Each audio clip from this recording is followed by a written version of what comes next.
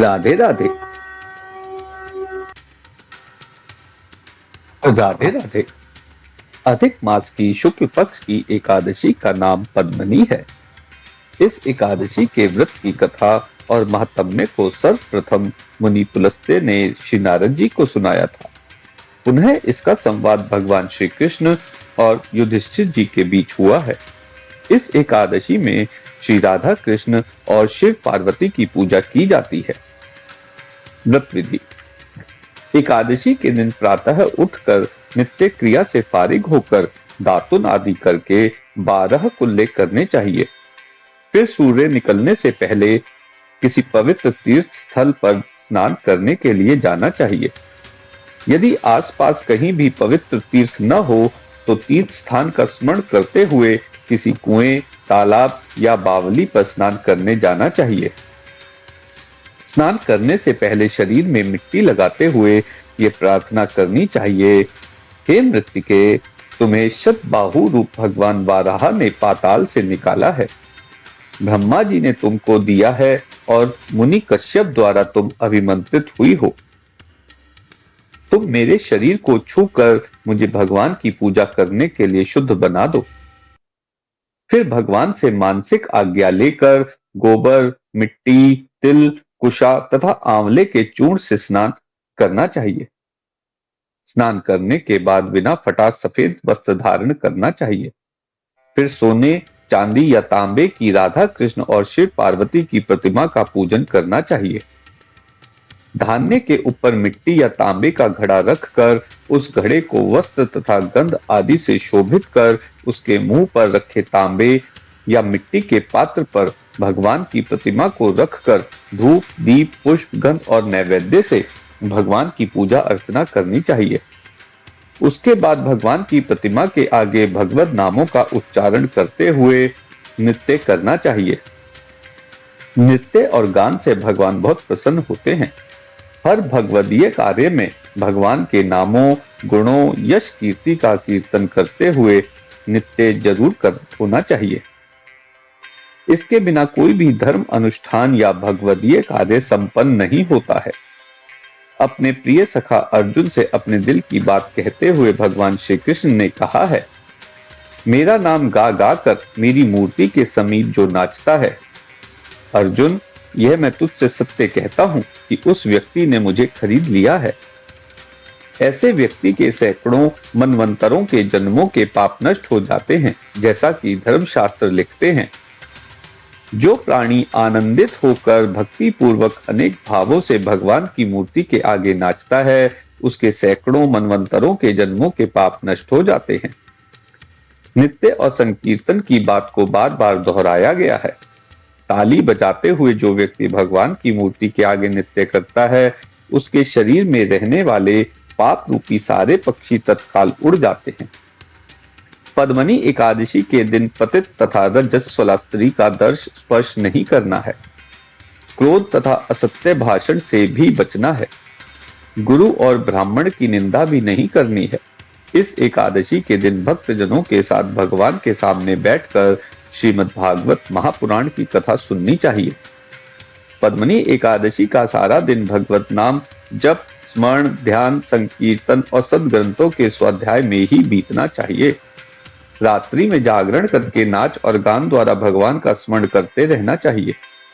एकादशी की समस्त रात्रि भगवान का पूजन करते रहना चाहिए। पहले पहर पूजा में नारियल, दूसरे पहर बिल्व फल, तीसरे पहर सीताफल और चौथे पहर सुपारी तथा नारंगी अर्पण करनी चाहिए। इन चारों पहरों की पूजा द्वारा क्रमशः अग्नि होम का, वाजपेय यज्ञ का, अश्वमेध यज्ञ का और राजसूय यज्ञ का फल मिलता है। इस फल से अधिक संसार में न तो यज्ञ है, न विद्या है, न तप है और न ही दान है। इस प्रकार सूर्य उदय तक जागरण करना चाहिए। फिर द्वादशी के दिन स्नान आदि से निवृत्त होकर भगवान की पूजा अर्चना करनी चाहिए। तत्पश्चात सदाचारी और धर्मनिष्ठ ब्राह्मणों को भोजन करा के व्रत का पारण करना चाहिए। कथा। पद्मनी एकादशी के व्रत की कथा सुनाते हुए भगवान श्री कृष्ण युधिष्ठिर जी से कह रहे हैं कि त्रेता युग में महिष्मती नामक नगरी में कृतविजय नाम का राजा राज्य करता था। उसकी 100 पत्नियां थी, किंतु पुत्र एक के भी नहीं हुआ। पुत्र प्राप्ति के लिए राजा ने अनेक पुत्रेष्ठी यज्ञ किए, किंतु पुत्र उत्पन्न न हुआ। अंत में राजा ने विचार किया कि तप से ही अभीष्ट फल की सिद्धि हो सकती है। क्यों ना मैं गंधमादन पर्वत पर जाकर पुत्र प्राप्ति के लिए तपस्या करूं। ऐसा विचार कर वे तपस्या करने के लिए चढ़ पड़े। इक्ष्वाकु वंश में जन्मे राजा हर्षचंद्र की प्रमदा नाम की पुत्री का विवाह कृतविजय से हुआ था। जब उसने देखा कि मेरा पति तपस्या करने के लिए वन में जा रहा है, तो वह भी अपने राजसी वस्त्र आभूषणों को त्याग कर अपने पति के साथ गंधमादन पर्वत पर चली गई। राजा रानी दोनों ने गंधमादन पर्वत पर 10,000 वर्ष तक कठोर तप किया। तप से उनका मांस सूख गया और शरीर हड्डियों का पिंजरा रह गया, किंतु सिद्धि को प्राप्त न कर सके। अब रानी प्रमदा ने विचार किया कि महासती अनसुईया की शरण में जाकर कोई अन्य उपाय पूछो। वह मुनि अत्रि की पत्नी अनसुईया के पास आई। प्रणाम आदि करने के बाद रानी ने अपना परिचय दिया और कहने लगी कि 10,000 वर्ष तक तपस्या करने के बाद भी भगवान हमसे रूठे रहे और हमें अभीष्ट वरदान नहीं मिला। अब आप ही कृपा करके कोई ऐसा उपाय बतलाइए जिससे भगवान हम पर प्रसन्न हो और प्रजा की सेवा करने वाला धर्मनिष्ठ चक्रवर्ती पुत्र हमें प्राप्त हो। अनसुईया जी ने उत्तर दिया कि अधिक मास जो कि 32 मास के बाद आता है, उसके शुक्ल पक्ष की पद्मनी नाम की एकादशी का तुम विधि पूर्वक व्रत और जागरण करो। तुम्हें भगवान की कृपा से ऐसा अजय पुत्र मिलेगा जिसे कोई नहीं जीत सकेगा। अनसुईया जी ने रानी को व्रत का विधि विधान भी बतला दिया। रानी ने अनसुईया जी की बतलाई हुई विधि के अनुसार पद्मनी एकादशी का व्रत और जागरण किया। इससे भगवान विष्णु उस पर अत्यंत प्रसन्न हुए और उसके सामने प्रकट होकर कहने लगे, प्रमदे, मल मास और इस मास में पड़ने वाली एकादशी मुझे सबसे अधिक प्रिय है। सती अनसुईया के कहने पर तुमने इस मास में पड़ने वाली एकादशी का विधि पूर्वक व्रत और रात्रि जागरण किया है। मैं तुम पर अत्यंत प्रसन्न हूँ, अतः जो वर मांगना चाहती हो मांग लो। भगवान की सुंदर वाणी सुनकर रानी ने भगवान की स्तुति करके कहा, प्रभु, आप जो भी वरदान देना चाहते हैं वह आप मेरे पति को दीजिए।